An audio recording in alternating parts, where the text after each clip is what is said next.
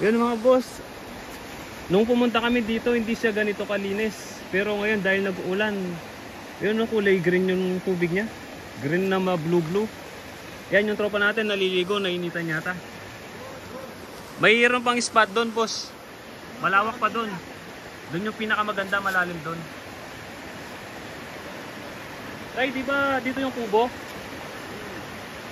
Dati may kubo dito mga boss. Dito kami nagpwesto dati. Tinangay daw ng ng tubig nung malakas yung ulan. Pati yung mga hagdanan. Yun, may hagdanan pa doon, yung iba daw tinangay.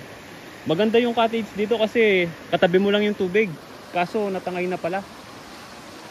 Ito yung si tatay yung nagmamanage. Si Tatay San. Anong plano nyo doon, tay? Magtatayo pa kayo ulit ng cottage? Kasi hindi mo tinayuan yan. Hindi naman eh. Tapos yung mga nesa dyan, ibabalik ko. Ayos yung tuli.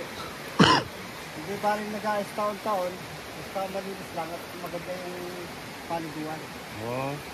Yung mga boss, kailangan daw ayusin ni tatay kasi yung mga turistang pupunta dito, wala silang pupwestuhan.